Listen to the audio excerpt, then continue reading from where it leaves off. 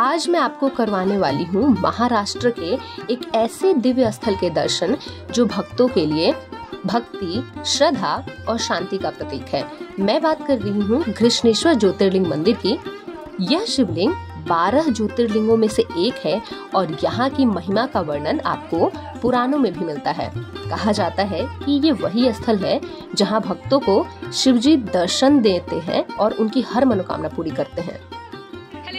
मैं हूँ अर्चना और एक बार फिर से आप सभी का स्वागत है मेरे YouTube चैनल पे। तो भाई फिलहाल मैं आ चुकी हूँ औरंगाबाद और औरंगाबाद में एक ज्योतिर्लिंग है, घृष्णेश्वर महादेव जी का ज्योतिर्लिंग है। तो अभी मैं उसी ज्योतिर्लिंग के दर्शन करने आई हूँ। तो अगर आप भी इस बार घृष्णेश्वर महादेव जी के दर्शन करने आ रहे हैं, इस ज्योतिर्लिंग के दर्शन करने औरंगाबाद आने का प्लान कर रहे हैं, तो ये वीडियो आपके लिए है। वीडियो को पूरा देखिएगा क्योंकि आज के इस वीडियो में मैं आपको बताने वाली हूँ कि घृष्णेश्वर कैसे जाएं, यहाँ पे आपको कहाँ रुकना है, रूम का किराया कितना है, यहाँ पे आपको दर्शन कैसे करना है, घृष्णेश्वर के आसपास और कौन कौन सी जगह हैं जहाँ आप घूम सकते हैं, यहाँ आने का सबसे अच्छा महीना कौन सा होगा, साथ ही साथ यहाँ पे खाने पीने की क्या व्यवस्था है और यात्रा में कुल कितना खर्च होगा।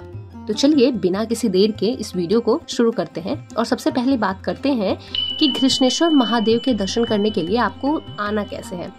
तो यहाँ आप बाई ट्रेन आ सकते हैं, बाई फ्लाइट आ सकते हैं या फिर बाई बसेस भी आ सकते हैं। सबसे पहले बात करते हैं बाई फ्लाइट की। तो औरंगाबाद में जो एयरपोर्ट है आप डायरेक्ट वहाँ आ सकते हैं और एयरपोर्ट के बाहर से आपको बहुत सारी अलग अलग बसेस मिल जाएंगी जिसकी मदद से आप पहुँच सकते हैं घृष्णेश्वर ज्योतिर्लिंग के दर्शन करने।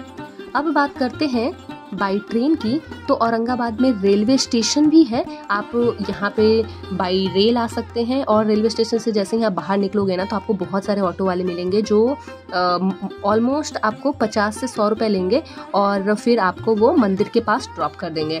वहीं अगर आप बस स्टैंड आने की सोच रहे हैं तो आपको आना होगा छत्रपति संभाजी बस स्टैंड और यहाँ से आपको डायरेक्ट बसेस मिल जाती है घृष्णेश्वर की। वैसे इस बस स्टैंड से आपको ऑटो वाले भी मिल जाएंगे जो आपको मंदिर तक ड्रॉप करेंगे, बट आई वुड रिकमेंड कि बस से जाओ। वो सिर्फ 50 रुपए में आपको मंदिर का जो पार्किंग एरिया है वहाँ पे आपको ले जाके छोड़ते हैं। और ये जो आप अभी एरिया देख पा रहे हो यही है पार्किंग एरिया, साइड में उधर बस भी लगी हुई है। और इसके बाद जैसे ही पार्किंग एरिया से बाहर की तरफ आओगे ना तो यहाँ पे कई सारे फूल माला की जो दुकानें हैं वो भी लगी हुई रहती है। तो यहाँ से आपको प्रसाद लेना है, फूल माला लेना है। और एक चीज और है कि घृष्णेश्वर ज्योतिर्लिंग के अंदर आप फोन लेकर नहीं जा सकते हैं, इसलिए अगर आपके पास फोन है तो आपको बाहर जो लॉकर रूम है वहाँ पे जमा करना होता है या फिर जिसके पास से आप फूल और प्रसाद लेते हो वहाँ भी आप अपने फोन और लगेज वगैरह जमा करके जा सकते हैं। और शूज वगैरह यहीं उतार सकते हो। हालांकि जहाँ तक मुझे लगता है अंदर भी स्टैंड होगी, ये सामने मंदिर। चलिए अब बात करते हैं कि घृष्णेश्वर आने के बाद यहाँ पे आपको रुकना कहाँ है। तो मोस्टली जो लोग आते हैं औरंगाबाद वो औरंगाबाद जो शहर है उधर ही स्टे करते हैं। फिर भी अगर आप घृष्णेश्वर में स्टे करना चाहते हैं तो यहाँ भी स्टे के कई सारे ऑप्शंस हैं। यहाँ पे आपको गेस्ट हाउस मिल जाएंगे, यहाँ पे आपको भक्त निवास है वो मिल जाएगा और इसके चार्जेस भी बहुत नॉमिनल होते हैं। मतलब 600 पे आपको नॉन एसी रूम्स मिल जाएंगे और आपको यहाँ पे एसी रूम भी मिलेंगे, हालांकि उसकी जो कॉस्ट होती है वो थोड़ी सी ज़्यादा होती है। और यहाँ पे एक साई गेस्ट हाउस है, आप चाहें तो यहाँ भी रुक सकते हैं। यहाँ पे नॉन एसी जो रूम है उसका आपको 1000 रुपये पे करने होते हैं और 4 लोग आराम से एकोमोडेट आप उसमें कर सकते हो। तो कुछ इस तरीके की व्यवस्था है यहाँ पे रहने की। अब चलिए बात करते हैं कि मंदिर में आपको दर्शन कैसे करने हैं। तो घृष्णेश्वर जो मंदिर है वो सुबह ऑलमोस्ट 5:30 और 6 बजे खुल जाता है और रात के 9 बजे तक यहाँ आप दर्शन कर सकते हैं। नॉर्मली जब आप घृष्णेश्वर मंदिर में दर्शन करने आते हैं ना तो यहाँ पे भीड़ आपको कम ही देखने को मिलती है। हालांकि कुछ स्पेशल ओकेजन्स पे, जैसे अगर आप सोमवार के दिन जा रहे हैं, महाशिवरात्रि के दिन जा रहे हैं या फिर सावन के महीने में जा रहे हैं, तब यहाँ पे आपको भीड़ देखने को मिलती है। इस मंदिर की एक और खास बात यह है कि जितने भी पुरुष यहाँ पे आते हैं दर्शन करने उसको पहले अपने कमर के ऊपर का जो भी ड्रेस होता है उसको निकालना होता है, चाहे वो शर्ट हो, टी शर्ट हो, आप निकाल के मंदिर में जाइए।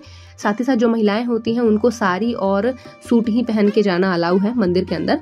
और यहाँ की एक और खास बात है ना कि मंदिर के अंदर का जो गर्भगृह है ना वो थोड़ा सा स्पेशियस है, तो आप चाहे तो मंदिर के अंदर बैठकर आराम से पूजा भी कर सकते हैं। और इनफैक्ट यहाँ का जो ज्योतिर्लिंग है ना उसको आप छू भी सकते हैं। नॉर्मली ऐसे ज्योतिर्लिंग में जो शिव जी की लिंग होती है उसको छूना अलाउ नहीं है, लेकिन यहाँ पे आप उनको छू के प्रणाम कर सकते हैं। तो कुछ इस तरीके से आप यहाँ पे दर्शन कर सकते हैं और फिर आप दर्शन करके मंदिर के बाहर आइए और जिस भी लॉकर में आपने अपना फ़ोन जमा किया हुआ है उस फ़ोन को वापस लीजिए। अभी मैं आई थी सुबह कितने बजे, ऑलमोस्ट 7:30 पे आई थी और 15 मिनट के अंदर दर्शन हो गए, क्योंकि बिल्कुल भी भीड़ नहीं है। तो अगर आप भी आने का इधर प्लान कर रहे हो ना तो ऐसे टाइम पे आना जब भीड़ नहीं होती है, क्योंकि दर्शन जल्दी हो जाती है और ज़्यादा रश का सामना नहीं करना पड़ता। और यहाँ पे बहुत सारी चीज़ें भी मिल रही हैं खरीदने की, तो देखती हूँ कुछ अगर पसंद आता है तो लेती हूँ। वैसे मैंने फ्रिज मैग्नेट्स ऑलरेडी खरीद रखे हैं। अब बात करते हैं फूडिंग्स के क्या क्या ऑप्शन यहाँ पे आपको मिलेंगे। तो भाई जो कृष्णेश्वर एरिया है ना, यहाँ पे आपको फैंसी रेस्टोरेंट तो नहीं मिलेंगे, छोटे छोटे ढाबे टाइप रेस्टोरेंट मिलेंगे जहाँ पे बहुत ही किफ़ायती रेट में, मतलब 120 से लेके 170 रुपये में आपको थाली मिल जाएगी खाने के लिए। इसके बाद बात करते हैं कि ज्योतिर्लिंग में दर्शन करने के बाद अगर आपके पास टाइम बचता है तो आपको और कौन सी जगहों को घूमने जाना चाहिए। तो इस कड़ी में सबसे पहला जो नाम आता है वो है शिवालय तीर्थ कुंड। मंदिर से कुछ ही मीटर डिस्टेंस पे ये एक कुंड है जहाँ पे मैं तो रिकमेंड करूंगी कि आप पहले यहाँ जाओ, मतलब ज्योतिर्लिंग के दर्शन करने से पहले यहाँ जाओ, यहाँ पे आप स्नान करो, उसके बाद आप मंदिर में जाओ दर्शन के लिए। इस कुंड का वर्णन आपको शिव पुराण में भी देखने को मिलेगा। ऐसी मान्यता है कि प्राचीन काल में भगवान शिव की एक बहुत बड़ी भक्त थी जिनका नाम था घूष्मा। वो प्रतिदिन यहाँ पे इस कुंड में आया करती थी, स्नान करके भगवान शिव जी का 100 शिवलिंग बनाती थी और उसकी पूजा करती थी, और पूजन करने के बाद इसी कुंड में सारे शिवलिंग को वो विसर्जन करती थी। इससे भगवान बहुत प्रसन्न हुए थे और घूष्मा के कहने पे ही भगवान शिव यहाँ पे शिवलिंग के रूप में विराजमान हो गए थे। तभी इस जगह का नाम भी घृष्णेश्वर पड़ा। घृष्णेश्वर मंदिर के पास में ही स्थित है world heritage site Ajanta and Ellora caves. आप यहाँ भी इस केव को विजिट करने आ सकते हैं। बहुत ही खूबसूरत सा ये केव है, बहुत प्राचीनतम ये केव है और इस केव की विशेषता ही यही है कि पूरे रॉक से इस केव को बनाया गया है, मतलब रॉक को कट करके उस पर नक्काशी करके इस केव का निर्माण हुआ है। और यहाँ पे ना आपको एक मंदिर भी देखने को मिलता है जहाँ अंदर आपको शिवलिंग देखने को मिलेंगे और उसका नाम है कैलाश मंदिर।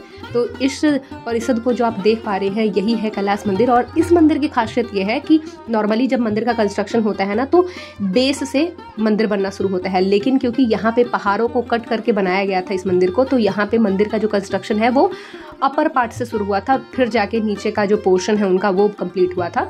और जब आप करीब से इस केव को देखेंगे ना तो इसके दीवारों पे बहुत अच्छी नक्काशी करी गई है, बहुत सारे देवी देवताओं की जो मूर्तियां हैं उसको बनाई गई हैं यहाँ पे।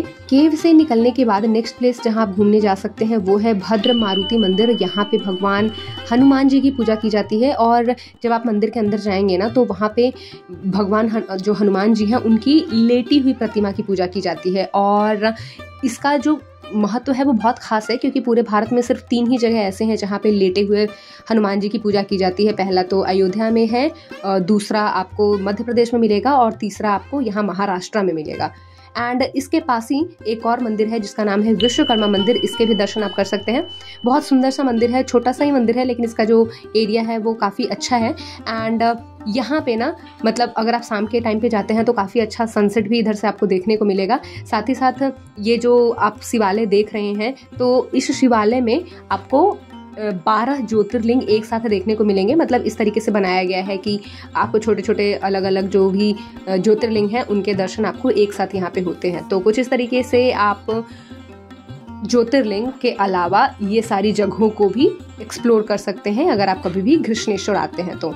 अब चलिए बात करते हैं कि सबसे बेस्ट मंथ कौन सा होगा घृष्णेश्वर आने का। तो मैंने पहले ही बताया कि अगर आप भीड़ भाड़ से दूरी बनाते हुए दर्शन करना चाहते हैं तो अक्टूबर से मार्च का महीना बेस्ट रहता है मंदिर में आने के लिए।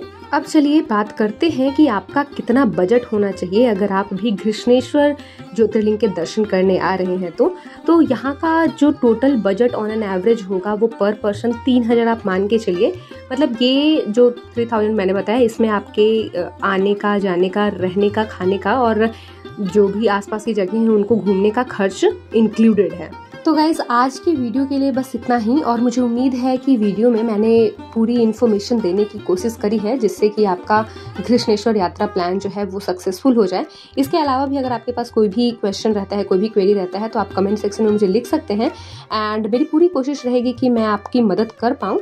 तो आज के वीडियो के लिए बस इतना ही। एंड अगर आपको मेरी वीडियो अच्छी लगी है तो इस वीडियो को लाइक कर दीजिएगा, और अगर अभी तक आप भी मेरे चैनल पर नए हैं तो मेरे चैनल को सब्सक्राइब कर दीजिएगा, ताकि इसी तरीके की और भी वीडियो जब मैं अपने चैनल पर लाऊँ तो उसकी नोटिफिकेशन आपको मिलती रहे। So thank you so much for watching.